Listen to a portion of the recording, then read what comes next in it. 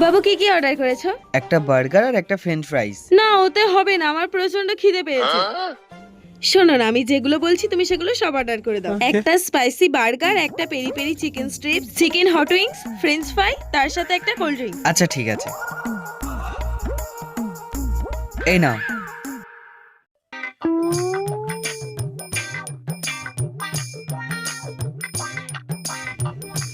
বাবু পেট ভর্তি হয়ে গেছে, আমি আর খেতে পাচ্ছি না। বাবু আর খেতে ভাল লাগছে না, তুমি খেয়ে নাও।